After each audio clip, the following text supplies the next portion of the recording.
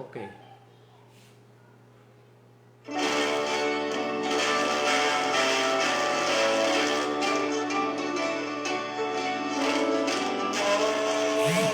Friend we have in Jesus, all our sins and griefs to bear. What a privilege to carry everything to God in prayer. Oh, what peace we often forfeit. Oh, what needless pain we bear. All because we do not carry everything to God in prayer. Have we trials and temptation? Is there trouble anywhere?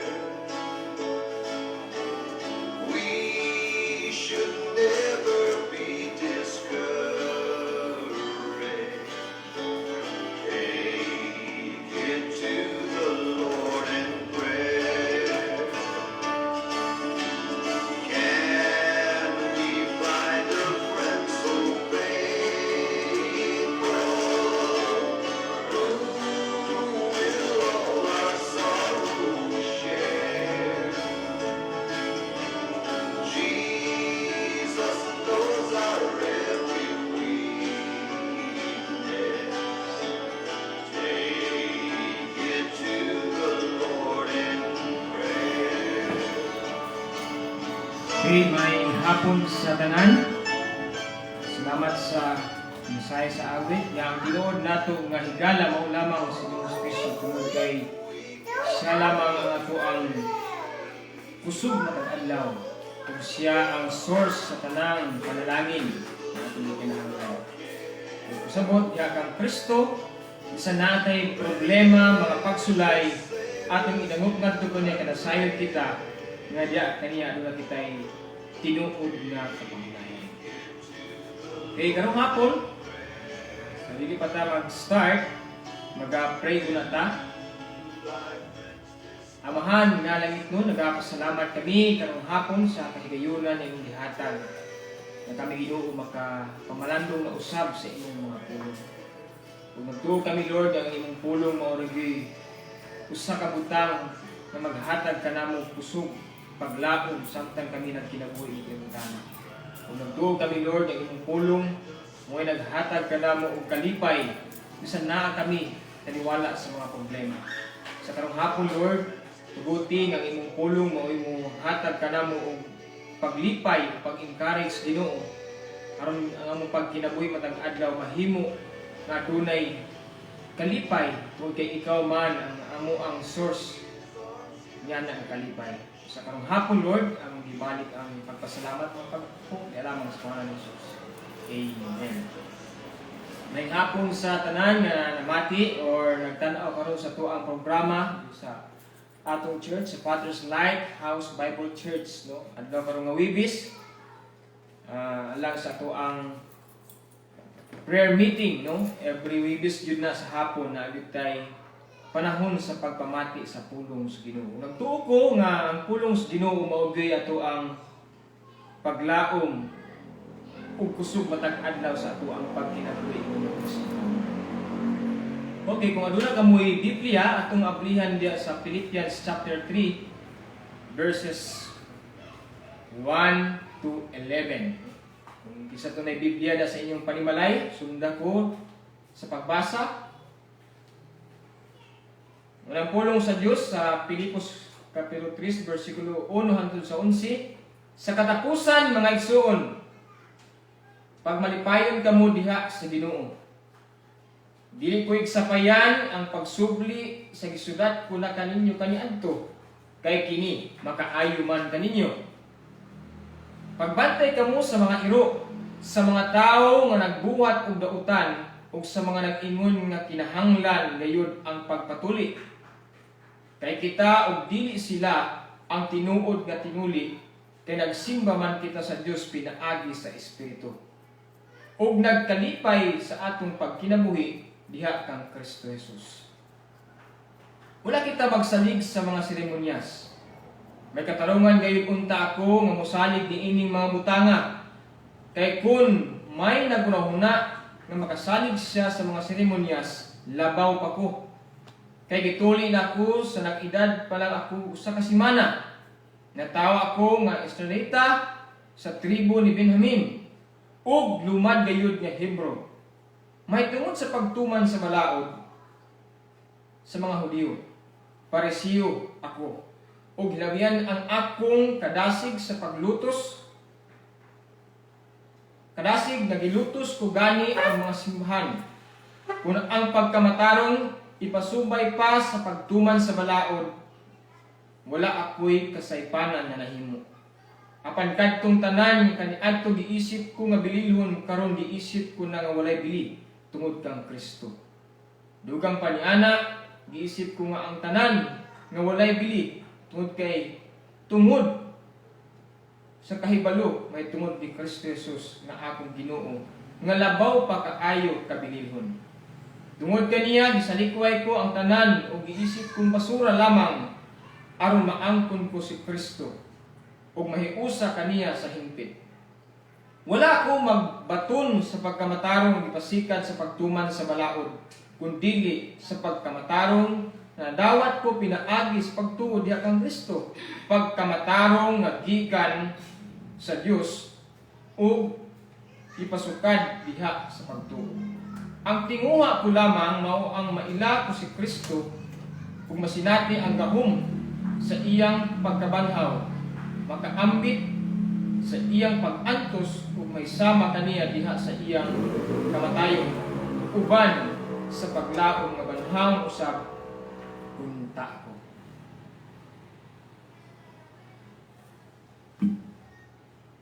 Okay, karong hapon ang ato ang tema naguluhan og sa English pa yun, knowing Christ, no? Ang kahibalo may tungod diha kang Kristo. Nagtuo ta nga ang nagsulat ni ini nga taga Pilipos mao si Apostol Pablo, no? Ang nagsulat ni ini. No, sa background pa ito makita diya sa Acts chapter 16 verse 12 to 40, no? Records the founding of the Philippians church. Paul established the church during his second missionary journey. Nung na-establish kini nga church nga Pilipos, ang Philippians, na itong ikaduhang journey ng Apostol Pablo.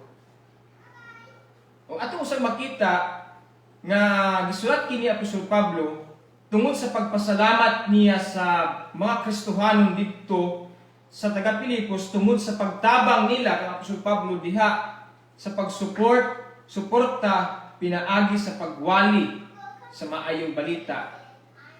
Mahitod kang Apostol Pablo. Nagtuota nga ang mga Kristohanon na himong manghilatagon human sila nakabalo kung kinsa si Kristo Jesus sa ilang kinabuhi. At pasabot si Apostol Pablo mo ay gigamit nga ang taga Pilipos na himong mga Kristohanon. Una-una yun dito nakita sa Acts chapter 16, si Lydia, ang babae nga na himo nga Kristohanon tungod sa pagpamati niya o pagtuo niya kang Kristo pinaagi sa pagwali ng Apostol Pablo.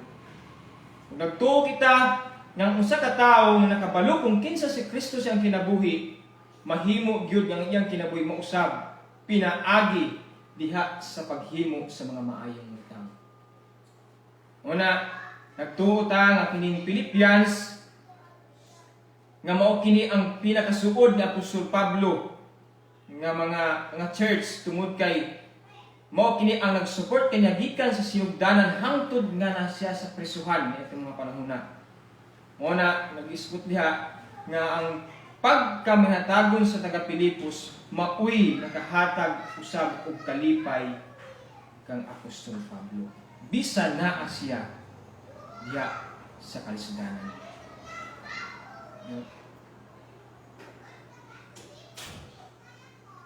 ug nagwarning usab siya sa taga Pilipos nga mga Kristohanon nga magbantay sa mga tao nga nagtudlo nga dili pinasikad sa pulong sa Dios.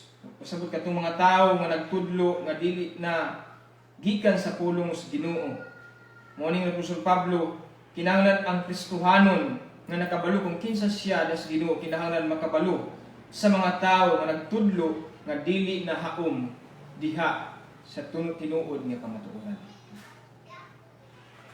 Sa chapter 3, ato makita din sa last verse, sa verse 10, nung sa ginasugon Apostol Pablo sa verse 10, ang tinguha ko lamang mao ang maila ko si Kristo ug masinati ang gahom sa iyang pagkabanhaw, makaambit sa iyang pag-antos ug may sama kaniya diha sa iyang kamatayon. Mao na nga to ang tema, no? Karong hapon, knowing Christ. No? Daghang mga butang nga maayo sa atong kinabuhi nga hitabo.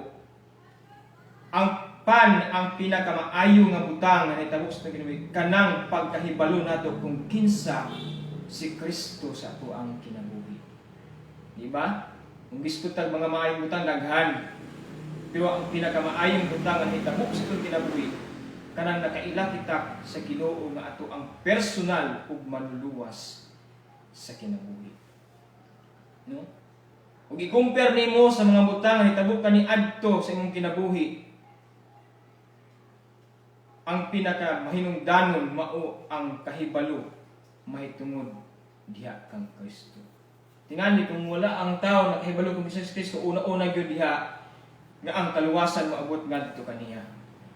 Muna nga atong tema karon nagiskot knowing Christ, sa sibuhano pa ang kahibalo mahitungod kang Kristo. Ang pangutana, unsay mahitabo niadto mga tao nga nakabalo kung kinsa si Kristo sa iyang kinabuhi personally. Muna itong tagaag panahon karon. Verse 1, nagiskot diri sa verse 1 atong basahon, sa katapusan mga igsuon, pag malipayon kamo diha sa Ginoo, dili ko igsapayan pagsubli sa pagsulat ko kaniadto kay kini makaayo man kaninyo. Una nga tutunan, knowing Christ is lead us to rejoice in Him. Diyan magunahuna ta karong hapon. Ang kahibalo nato dakang Kristo o sa atong relasyon sa Ginoo, magdala kini kanato diha sa tinuod nga kalipay. Sa Pilipos, kiningabok sa Pilipos, 16 times diri gisgutan ang rejoice, o joy and rejoice. But pasabot, mahinungdanon kini sa usa ka Kristohanon. Ngano magmalipayon ta diha kang Kristo? Tungod kay human kita na himong Kristohanon, nakabalo kung kinsa sa Ginoo sa atong kinabuhi, ang pinakamaayong nga butang diha tungod kay kita nagabaton sa tinuod nga kagawasan sa kinabuhi. But pasabot, naatay kasiguruhan sa kaluwasan. Naatay kasiguruhan diha sa kinabuhi mulay katapusan. Ug aduna tay kalipay tungod kay ang promesa sa Ginoo ikan sa iyang mga pulong dili gayud mabaka. Knowing Christ is to lead us to rejoice in Him. But pasabot ang kahibalo nato diha kang Kristo mao'y tinubdan sa tinuod nga kalipay. Moadto ta karon sa ato ang panahon. Malipayon ba ta nga naata sa problema karon nga ato ang gigian sa ato ang nasod? Although naatay problema, pero ang kalipay nga ikaw isa ka Kristohanon, mao kadtoy mo tukmod ngadto kanimo nga ang Dios nga naa kanimo maoy mutabang ug mugiya kanimo sa tama nga mga butang. Una, Ang kalipay nga naa kanato karon mga igsuon, human kita nakabalo kung kinsa si Kristo sa atong kinabuhi. Mao kini ang kalipay nga naghatag katong paglaom nga bisan unsay may tabo ning kalibutana, ang paglaom nga atong nabatuhan kay Kristo magpabilin hangtod sa walay katapusan. Diba? Rejoice in the Lord always. Ngano magbalipayon ta diya sa Ginoo kanunay. Tud kay ang atong kinabuhi adunay kasiguruhan. Mo na mag-iskot ta karong mga igsuon sa kalipay. Ang kalipay nga naa sa kalibutan karon mahanaw lamang, no? Kung makita na to na ay butang ato ang na-achieve, na mga butang ato na angkon pag mahanaw mawala ang kalipay. Apan ang Kristo nga naa sa atong kinabuhi, mao kadtong magpabilin nga tinud nga kalipay. Bisan naa kay problema pagsulay, apan ang kalipay nga gikan kang Kristo magapapili tugi mao kana ang tinuod nga kalipay nga nabatunan nato human kita nga kabalong kinsa si Kristo sa atong kinabuhi. Mao nang gusto ni Apostol Pablo nga masabtan sa mga Kristohano sa Filipos. No, kaya ang pagpangalagad daghan yung mga sirkumstansya pagsulay. Gani kung tan-awon mo ang kinabuhi ni Apostol Pablo diya sa iyang pagwali sa maayong balita sa Thessalonians, sa Ephesians, daghang mga tao nga dili gusto sa iyang pagtulunan tungod kay ang iyang pagtulunan supwahi sa ilang nabatasan kaniadto. Apan kalipay ni Apostol Pablo ang pagsultis ka matuunan kay maugyod ka na ang tinuod nga makahatag og kagawasan sa mga tao nga inilalom sa sala. Muna, rejoice in the Lord because of hope nagikan diya sa ato ang Ginoong Kristo. Ikaduha igsoon nga atong pagatun-an ang verse 2. Knowing Christ is lead us to watch out the false teachers. Ang kahibalo nato diya mahitod kang Kristo, mao kini mudala kanato, mugiya kanato sa pagbantay sa mga tao nga nagtudlo sa dili tama ang mga pagtulunan. Ayot mausog na nato ang manahuna mga igsuon, mga kauban ako mga Kristohano. Kaya ang kahibalo nato kang Kristo, mooy na mutudlo kanato nga ma-determine nato, ma-identify nato kung kinsa kadtong nagtudlo sa kamatuoran ni Kaspolo si ug kinsa kadtong nagtudlo nga walayo gikan sa kamatuoran. Mo na ingon ng verse 2 ato basahon mga igsoon. Pagbantay kamo sa mga iro, sa mga tao nga nagbuwat og dautan ug mga nag-ingon nga kinahanglan magpatuli.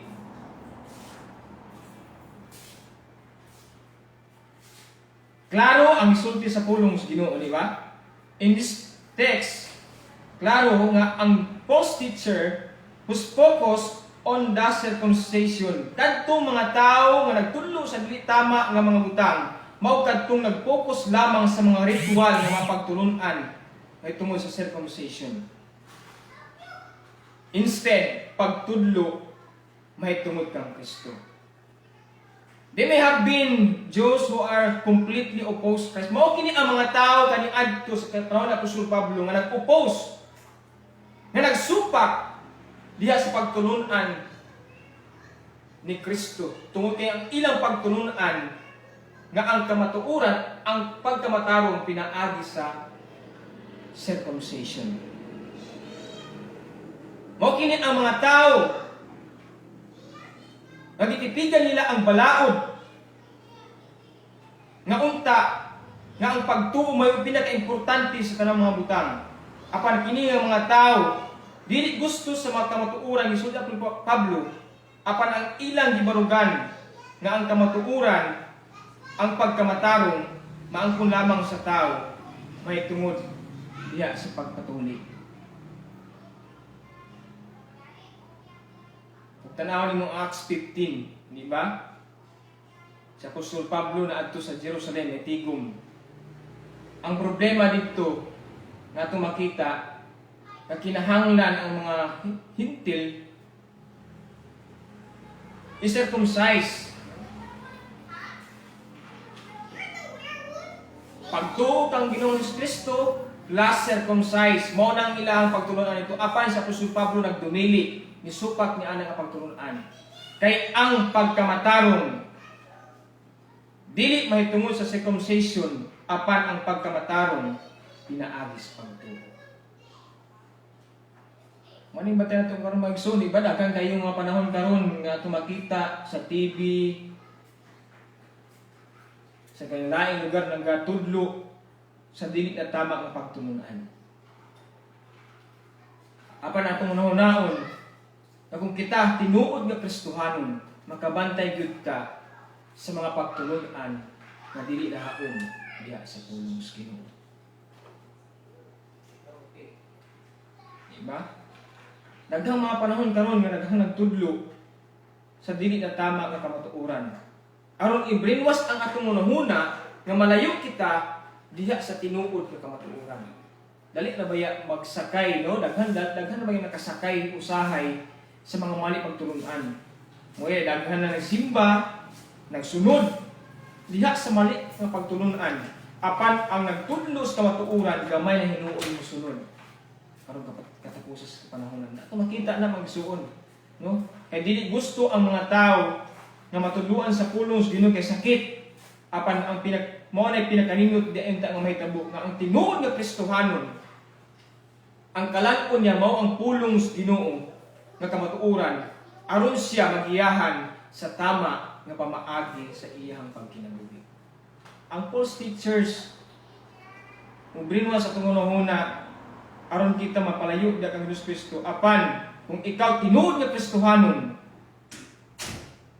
magbantay kita sa mga pagtulunan na dili nahaong diya sa atong pagtulunan diya sa pulong sa Ginoo.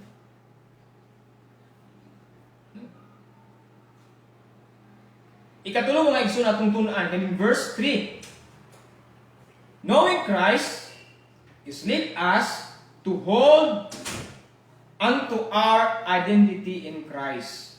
Ang pagkahibalo nato diha kang Kristo mao kini ang magdala kanato sa paghupot sa atoang identity kung kinsa ta diha kang Kristo. Atong basahon ang verse 3 mga igsoon. Paul says, watch out for these false teachers who would draw your attention away from Christ. Kini nga mga false teacher mao kini ang magdala kanimo mapalayo diha sa paggunahuna kang Kristo. Hold on to our identity in Christ at makita na sa verse 3. Kay kita og dili sila ang tinuod nga tinuli. Kay nagsimba man kita sa Dios pinaagi sa Espiritu ug nagkalipay kita sa atong pagkinabuhi diha kang Kristo Jesus. For each we are the circumcision who worship by the Spirit of God, who glory Christ Jesus, and who put no confidence in the flesh. Sa English ni Megson, true circumcision, ang tinuod ng mga pagpakatuli, is not circumcision in the flesh. Sorry.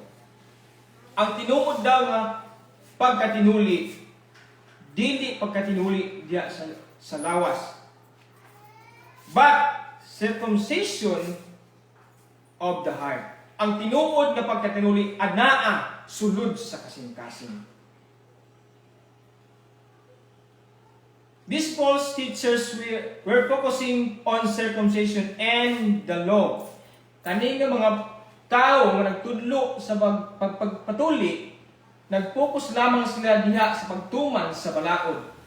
Apan kita nga mga Kristohanon ng Apostol Pablo, kita ang tinuod na tinuli tungod kay nagsimba man kita sa matuod ng Diyos o nagsimba sa Espiritu o kamatuoran. Diba? Ingon sa John chapter 4 verse 23 to 24 tumasahon. And Jesus said, true worshiper will worship the Father in spirit and truth, for they are the kind of worshipers the Father seek. God is spirit, and His worshippers must worship in the spirit and in truth. Ang atong identity ingon mga Kristohanon, nagsimba kita sa Espiritu ug sa kamatuoran. Ang mga false teachers ang ilang ginahimo, ang identity nila, mao ang pagtudlo diya sa balaod ug pagpatuli nga ilang diskutan diri sa hulong sa Ginoo sa Apostol Pablo. Mao kadto nga mga false teacher nga layo diya sa kamatuoran nga maoy magdala kanato sa dili na maayo diya sa tubangan Kristo. But pasabot ma-identify karon sa atong kinabuhi kung kinsa ang tinuod nga worshipper. Kinsa ang tinuod nga magsisimba. Apan si Kristo nag-ingon ang tinuod nga magsisimba mao katong nagsimba sa espiritu ug sa kamatuoran. Di lang sa sulti, no? Di lang sa mga hungihong sa gawas. Apan makita sa atong kinabuhi ingon na nakaila kang Kristo nga atong personal nga nakita diya sa atong pagsimba sa espiritu ug sa kamatuoran. Ikaupat mo igsuon sa verse 4, knowing Christ is lead us to put our confidence in Christ, not in ourselves.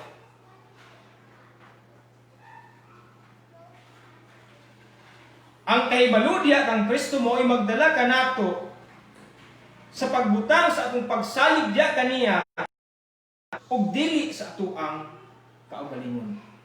Kung sa gingon ni Apostol Pablo sa hitabo sa verse 4, may katarungan gayud ako unta nga mosalig ni ining mga butanga. Kay kun may nagunahuna nga makasalig siya sa seremonyas, labaw pa ko. Ug pasabot,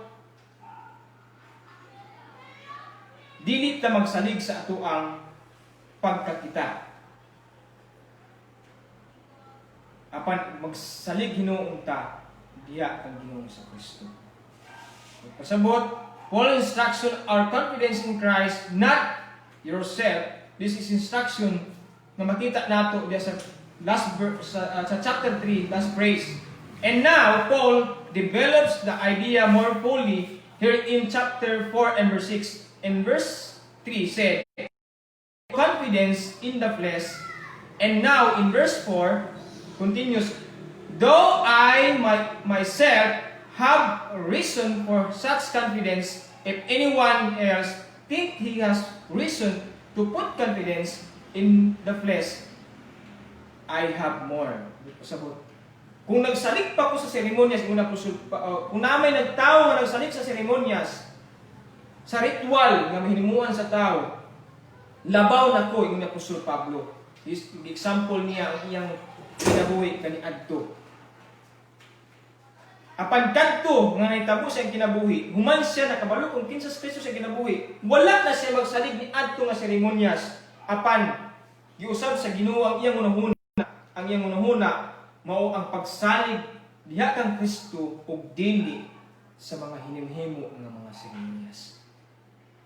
Klaro kay igsoon, no? Ang gipusulti ni Apostol Pablo. Kung tanaw ni mo ang verse 4, sa kaniadto nga di pa Kristiyano sa Apostol Pablo, nang hambog gani siya, kung naapa may nagsalig, mas labaw na ko. Kaya nga naman, ato nang makita sa verse 5. No? Verse 5, knowing Christ is lead us to put not confidence in our background. Mo ni background ng Apostol Pablo ang verse 5. Tanaw na ito, si background yung anong ingana ang iyang kinabuhi kanyanto.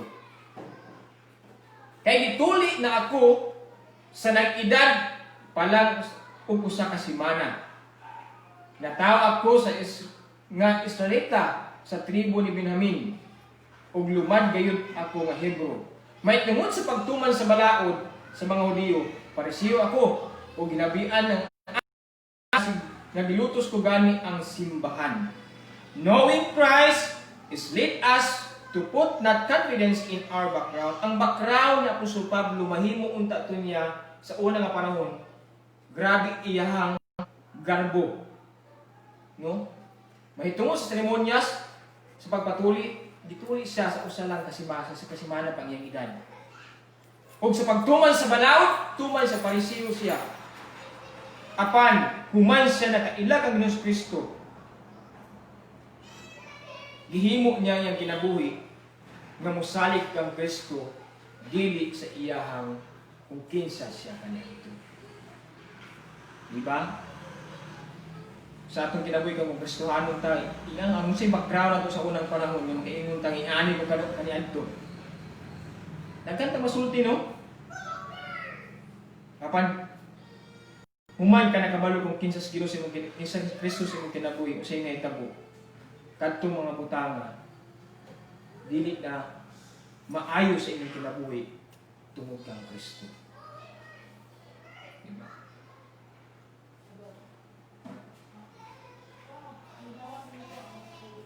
Ikaw no? Last tingali nga ato na yung sunod Webis. Knowing Christ lead us to put not confidence in our achievements. Si Pablo sa unang panahon dagan siya ang persecutor sa mga Kristohanon. No, may tungod sa pagtuman sa balahod, nakatuman siya. Atong masaw na atong i-take note din eh. Paul goes in his achievements. Dagano, ang tawag ibang English na ang mga achievements. In regards to the law, Pariseo siya. And for zeal, persecuting the church as legalistic righteousness under the law. Ano siya, kung pasabot, kung masahon mo ang verse 5 to 6, nag-discute din hi. Kaya gituli siya sa edad pa lang nga o sa kasimana. Natao siya ng Israelita, tribo ni Benjamin. O hulmad siya ng Hebro. May tungod sa pagtuman sa balawod. Hudiyo siya. Pasabot. Hudiyo siya, pasabot. Grabe ang iyang pagtuman sa balawod. Pariseo siya. O ginabihan ang iya, mo ni ang iyang achievement. Nga sa iyang pagka-Hebro, sa pagtuman sa balawod, execute ang mga Kristohanon na adtong unang panahon. Kung mahiskot sa pagkamatarong, pinasubay sa balaod, wala, nituman siya. Kung balaod ang hisgutan, wala siya kasaypanan. Grabe achievement niya sa unang panahon, no? Paul was as Pharisee. He studied under Gamaliel, one of the most widely known and respected Pharisee in all Jerusalem. The Pharisee not only knew the law that lived, breathed, and ate the law for pasabot ang kinaon nila mo ang balaod sa Ginoo sa unang panahon. Tungkol kay Pariseo sila. Apan sa verse 7, yung sa gingon tanaw nimo ang iyang kaagi, iyang example ang iyang kaagi kaniadto kung kinsa siya na pagkatao. Hindi pa sa nimong Kristohan. Ang verse 7, dito mag-last. Ang verse 7, ingon niya, knowing Christ is lead us to count these things as lost for the sake of Christ. Ang kahibalo niya diya kang Kristo, mao kadto ang naggiya kaya nagdala kaniya nga kadtong mga butang nga iyang na-achieve, ang iyang background, wala katoy bili tungod kang Kristo. Basahan mo ang verse 7 mga igsoon. Apan kadtong tanan nga kaniadto giisip kung meron katong iyang achievement, iyang background. Giisip ko nga bilihon. Karon giisip ko nga walay bili tungod kang Kristo. Sabi nung live si Pablo sa unang mga panahon, walay kapareho kadto kaniya. Apan human siya nahimong Kristohanon, giisip niya ang tanan nga walay bili tungod kang Kristo. Kanato usab karon hapon mga igsoon, unsa ang ato ang mga na-achieve sa unang mga panahon? O unsa atong background, unsa atong nahuman? Kanato nga makapanghambog ta. Apan sa dihang nahimo tang Kristohanon, nahimo kang anak sa Dios. Unsay pananaw nimo sa mga butang nga imong bilidhon ba pagkadto kay Kristo nga naan mo karon? Kang Apostol Pablo, giisip niya kadto mga butang nga hitabo kadto kaniya, iyang achievements, iyang background, wala katoy bili tungod sa iyang pagkaila diya kang Ginoo sa Kristo. Ingana ang mahitabo sa usa ka Kristohanon nga nakaila na diya kang Kristo Jesus. Una atong gitun-an ganina, knowing Christ is lead us to rejoice. Ang pagkahibalo nato daghang Kristo mao kining magdala kanato diha sa tinuod nga kalipay. Ikaduha, knowing Christ is to lead us to watch out the false teachers. Ang kahibalo nato diha kang Kristo personally, ingon Kristo mao kini ang magdala kanato kita sa mga pagturunan tama ba na o dili. Ang ikatulo maigsuon, knowing Christ is lead us to hold unto our identity.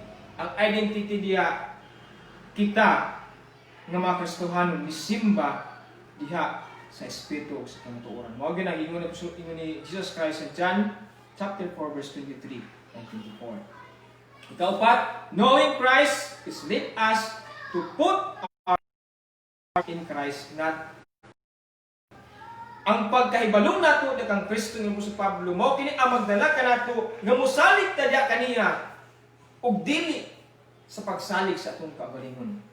Ang ikalima mga igsuon, knowing Christ is lead us to put not confidence in our background kung kinsa ta kaniadto ita magsalig dito. Ikaunom, knowing Christ lead us to put confidence in our achievements. Di ta mabutang sa ato ang pagsalig diya sa atong achievements. In verse 7, knowing Christ to count these things as loss for the sake of Christ. I hope na karong hapon nataas pa man niya ang Japon next time nga ma-realize nato na kung adunay mga butang nga mas labaw pa kanato, mas labaw pa kang Hesus Kristo, mo kanang idol. Magpasabot. Dili si Kristo ang ato ang giuna. Kapag diskutan niya Apostol Pablo dili. Ang mga butang nga kaniadto nga mas pinilihon sa iyang kinabuhi nga dili pa sa Kristohanon. Dili pa siya nahimong anak sa Ginoo. Giisip niya nga way bili. Tungod kang Kristo nga naa sa iyang hapon igsuon daghang pasalamat sa ato ang pulong sa Ginoo nga naghatag kanang encouragement nga ang kalipay nga tinuod nga batunan nato ang source niini mao lamang si Kristo. Ang source niini human kita nakaila kang Hesus Kristo ingon nga atong personal nga niluwas. Karong hapon matuta sa mga pag-ampo. Yato kalimtan sa pag-ampo si Merlin Villarmia. No? Sa iyang recovery. Naandya po siya sa ICU karon. Hindi na ito kalimtan sa pag-ampo na ikaw-uban nato ng church. Ikaduha kini si Ate Josephine. Hindi kami. Complete healing sa iyang operation. Kaya karong panahon na mo rin naandya po siya ibati sa iyang operasyon. Ba't nagkinahanglan siya kung mga pag-ampo nato ingon ng mga Kristohan. Natuta na diya sa mga pag-ampo ang Ginoo magahimo jud kung mga butang nga dili na tumahimo apan diya sa Ginoo walay imposible. Diya to kalimtan usab sa pag-ampo nga ato ang church. No, na daghang pagkinahanglan atong church karong mga panahon na atong i-pray nga ma-provide ang mga pagkinahanglan. Diya to kalimtan sa pag-ampo ang pumana to sa mga sa church, no? Mga membro sa church na nasa ilang tagsa sa kapanimalay. Kaya nato ang maing panglawas o kusog matag adlaw. Ilabi na sa ato ang host pastor kauban siya ang family. Dito kalimtan sa pag-ampo ang maayong panglawas kanunay o extra strength ay hatag sa Ginoo ngadto kaniya. Aron gamiton pa siya sa pag-encourage kanato pinaagi sa iya sa mga pulong sa Dios nga iyang pagadaton every Sunday. Kaya nagpasalamat sa Ginoo nga kini nga church wala gyud nag-undang sa pag-encourage pinaagi sa pulong sa Ginoo. Muna iampo nato sa kanunay nga atong programa sa church magpadayon kini samtang naa pa kita dinis kalibutan samtang wa pa mobalik sa Ginoo Kristo. Sa naa ta niining pandemic di bila tuwan ko ng paglaom ng tuo ta nga paglaom nato naa ra gyud diya kang Kristo ug pinaagi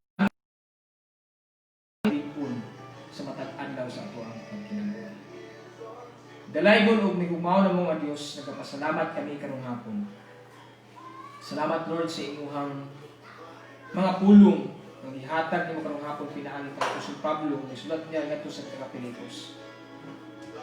Nalaghiskot Ginoo nga human ang tao nakaila kanimo nga imong nga personal ug maluluwas kinabuhi, makabaton siya og tinuod nga talipay. Ug makabaton siya sa pangunahuna kaalam 25 kung unsa ang matuod nga pagtulon og dili tinuod nga pagtulon.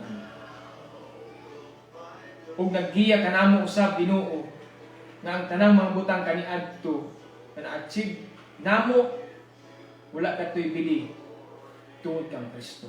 Mao gyud gisulti ni Apostol Pablo, nag-iisip niya nga basura ang tanan kaniadto o insan siya mga background tungod kang Kristo. Napasalamat kami tungod ang imong pulong kanunay naghisgot kanamo og maayo nga mga butang ug pag-remind kanamo ng among kinabuhi natago gyud diha kang Ginoong Kristo. Pasabot among kinabuhi mahimo gyud nga mo hayag taliwala sa mga tao nga dili pa mga Kristohanon. Nga pray usab kami Ginoo sa Ate Merlin nga naagyapon sa ICU karon.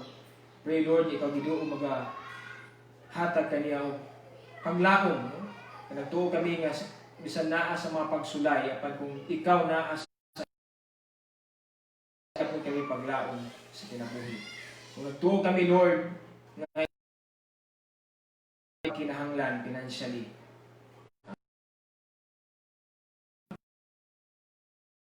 Kalipay, isa naa sa gyapon sa ICU karon. Kalipay Lord nga ikaw naa sa iyang kinabuhi.